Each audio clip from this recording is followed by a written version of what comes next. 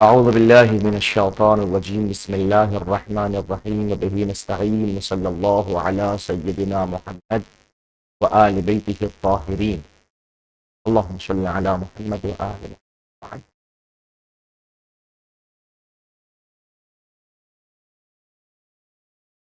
قال رسول الله صلی اللہ علیہ وآلہ وسلم تعلموا العلم. حضور فرماتے ہیں علم کو حاصل کرو، علم کو پڑھو. مولا کیوں؟ حضور کیوں؟ سرور کائنات کس لیے؟ اے رحمت للعالمین علم کے حصول کا حکم کس لیے؟ وَهُوَ أَنِيسٌ فِي الْوَحْشَةِ.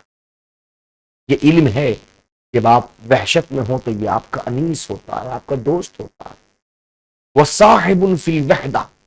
اور جب آپ تنہا ہوں، اکیلے ہوں تو یہ آپ کا بہترین دوست ہوتا ہے.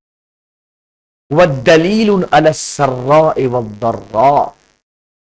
آپ کی خوشی اور آپ کی غم میں اگر کوئی چیز آپ کے لیے بہترین رہبر ہو سکتی ہے تو اس کا نام علم ہے. علم ہی آپ کے لیے بہترین رہبر ہے، چاہے آپ کے حالات خوشی کے ہوں، چاہے آپ کے حالات غم کے. وَسِلَاحٌ عَلَى الْأَعْدَاءِ. جب آپ دشمن کے لیے کھڑے ہوں، دشمن کے سامنے آنے کے لیے آپ کو اسلحے کی ضرورت ہے. علم دشمن کے مقابلے میں آپ کا اسلحہ ہے. فرماتے ہیں وَزَيْنٌ لِلْأَخِلَّاءِ. اور ہمارے جتنے دوست ہیں ان کے لیے باعث زینت. اگر ایک ایک جملے پر غور و فکر کیا جائے تو میں سمجھتا ہوں اتنے جملوں کی ادائیگی تحصیل علم کے لیے ہمیں مہمیز نہیں. ایک ایک جملے پہ بھی اگر ہم غور و فکر کر لیں تو تحصیل علم کے لیے وہی کفایت ہے. سلام ہو اللہ کے رسول آپ کی ذات اقدس کے اوپر، ہمارے ماں باپ فدا ہوں آپ کی قدموں کے اوپر کہ آپ نے ایسے بہترین راستے معین فرما دیے کہ جن پر چلنے کے بعد صرف عقبہ ہی نہیں دنیا بھی سبق. وَيُسْتَحَبُّ الْإِمْسَاكُ تَأْدِيبًا وَإِن لَمْ يَكُنْ صَوْمًا فِي 7 مواطن. اب گفتگو شروع ہوئی ہے امساک سے متعلق کہ امساک جو ہے وہ مستحب ہے. امساک کا مطلب رک جانا. اب روزہ انسان نہیں رکھ رہا ہے، روزہ نہیں ہے، لیکن اس کو امساک کرنا ہے. بس کھانا نہیں ہے، پینا نہیں ہے، ان سب چیزوں سے مطلب بچنا ہے، اور یہ کام مستحب ہے.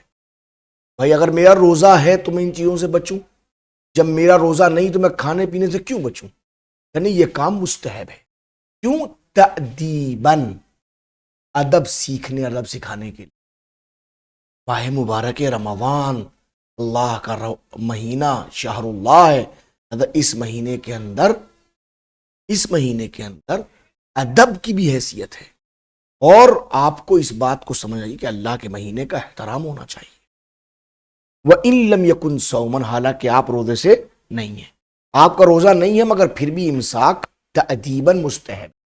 7 مواطن، 7 جگہوں کے اوپر. 7 موقع ایسے ہیں کہ جن موقع کے اوپر آپ کو روزہ نہ ہونے کے باوجود امساک مستحب. المسافر اذا قدم اہلہ. ایک مسافر ہے جو اپنے گھر واپس آئے، آپ اپنے گھر واپس آئے. او بلدن، یا ایسے شہر میں واپس آئے ہیں یا پہنچے ہیں، یعظم فیہ الاقام 10 فما زاد، کہ جس جگہ کے اوپر آپ کو 10 دن رہنا ہے، عزم کیا ہے، ارادہ کیا ہے آپ نے، یا 10 دن سے زیادہ کا.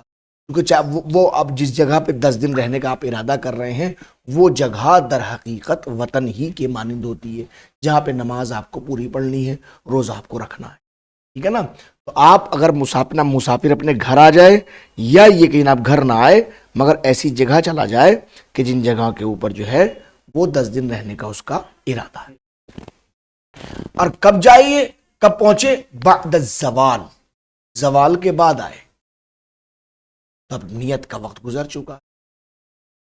او قبلہ، یا یہ کہ زوال سے پہلے بھی آ رہا ہے لیکن وقد افطر، وہ راستے میں کچھ کھا چکا ہے. بھئی آپ فرض کیجئے آپ یہاں رہنے کا ارادہ آپ کا 10 دن کا میرٹھ کا، اور آپ تشریف لے کے آ رہے ہیں تو زوال کے بعد میں آ رہے ہیں، تو اب آپ کے اوپر شام تو روزہ تو ہوگا نہیں، لیکن امساک مستحب ہے. یا پہلے کھا کے مگر آپ کو دن میں سوئی بھوک لگ رہی، دہلی میں رک کے آپ نے ناشتہ کر لیا تھا، اب یہاں پہنچ رہے ہیں آپ، کیونکہ وہاں تو آپ کھا سکتے تھے، آپ مسافر تھے، کھا چکے، روزہ ہو نہیں سکتا۔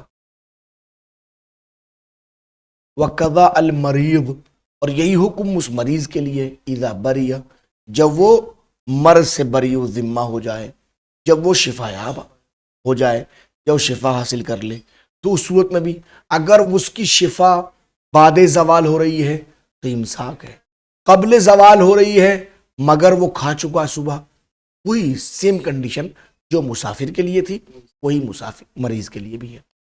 وہ تم سے کل حائض، اور حائضہ عورت کا امساک مستحب ہے، والنفسا، اور اس عورت کا جو حالت نفاس میں ہے، اذا طہارتا فی اثناء النہار، جب بھی وہ دن کے کسی حصے میں، چاہے زوال سے پہلے ہو چاہے زوال کے بعد ہو، جب بھی وہ طاہرہ ہو جائیں، خون ان کا رک جائے، ٹھہر جائے، فوراً وہ امساک ان کے اوپر مستحب۔ والکافر، اور کافر پہ بھی امساک مستحب ہے، اذا اسلم، جب وہ اسلام لے آئے، تو اس کو صبح، اگر وہ نماز صبح سے پہلے مسلمان ہو رہا ہے تو اس دن کا روزہ فرض ہو گیا، لیکن وہ 10 بجے مسلمان ہوا ہے تو اب امساک ہی ہے اس کو۔ وہ سبی، ایسی کوئی بچہ اذا بلغ، جب وہ بالغ ہو جائے، سو رہا تھا 9 بجے صبح کو، بالغ ہو گیا، اب وہ بالغ ہو گیا، لے امساک مستحب۔ والمجنون اذا افاق، ایسی وہ مجنون ہے جو مجنون اپنے جنون سے افاقہ پا جائے، ٹھیک ہو جائے بالکل، امساک مستحب ہے۔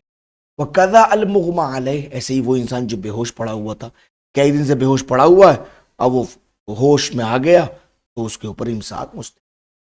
ولا یجب صوم النافلہ بالدخول فیہ، واجب نہیں ہے جو انسان نافلے کا روزہ رکھ رہا ہے، جو روزہ مستحبی روزہ رکھ رہا ہے، کیا بالدخول فیہ، کہ اس میں داخل ہو، کیا مطلب، یعنی کہ اس کے اوپر واجب نہیں کہ اس کو مکمل طور کے اوپر روزہ رکھے، آپ نے آج صبح مستحبی روزہ رکھ لیا، واجب نہیں کہ آپ شام تک اس کو جو ایسی رہے۔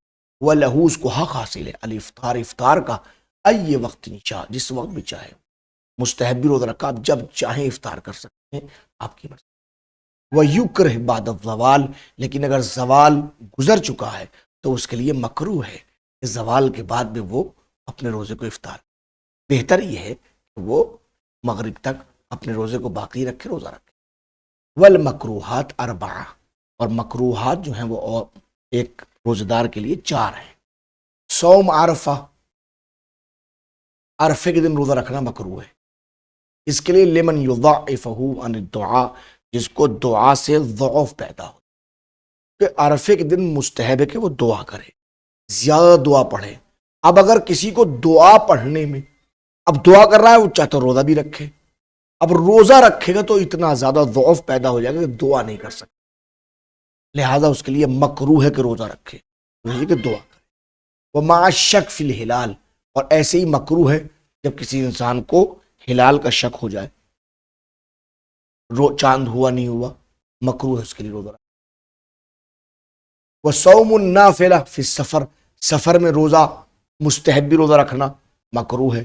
ادا 3 ایام، 3 دن البتہ ایسے ہیں کہ انسان وہ سفر میں روزہ رکھ سکتا ہے۔ فی المدینہ، مدینے کے اندر، للحاجہ، حاجت کے لیے، کوئی مدینہ منورہ پہنچا ہے اور وہ حاجت کے لیے حضور سرور کائنات کی بارگاہ میں کچھ حاجت رکھتا ہے تو اس وقت 3 دن روزہ رکھنا، وہ تین دن روزہ رکھنا اس کے لیے مستحب ہے، وہ رکھ سکتا ہے، وہ مکروہ نہیں ہے۔ وصوم الضیف، اور ایسے ہی ایک مہمان کا روزہ رکھنا بھی مکروہ ہے، نافلتن، اور وہ روزہ کون سا ہو، واجب نہ ہو، نافلہ روزہ ہو، آپ میرے گھر پہ مہمان ہو گئے اور اب آپ نے آ کے کہا میں تو روزہ رکھوں گا، تو واجب کہ نہیں، مستحب بھی روزہ رکھوں گا، آپ کے لیے روزہ رکھنا مکروہ ہے۔ کیسے؟ من غیر اذن مضیفہ، بغیر میزبان کی اجازت، آپ رکھنا چاہتے ہیں، آپ میرے گھر پہ مہمان ہوئے، آپ نے کہا مول صاحب میں چاہتا ہوں کہ مستحب بھی روزہ رکھ لوں، اگر آپ اجازت دیں تو، میں نے کہا بھائی بسم اللہ بسم اللہ، رکھ سکتے ہیں، لیکن اگر آپ میں اجازت میں نہیں رکھ سکتے، اب آپ نہیں رکھ سکتے، مکروہ ہے آپ کے روزہ۔ والاظہر انہ لا ینعقد مع النہی، قول اظہر یہ ہے اگر میزبان نے نہیں کر دی اور منع کر دیا تو اس صورت میں اس کا روزہ منعقد نہیں ہوگا، اس کا روزہ نہیں ہوگا۔ لہذا اذن مضیف ضروری ہے، میزبان کی اجازت ضروری ہے۔ بات واضح ہو گئی؟ وَقَضَى يُكْرَهْ انشاءاللہ بعد میں۔ صلی اللہ علی محمد وآل بیتہ الطاہرین۔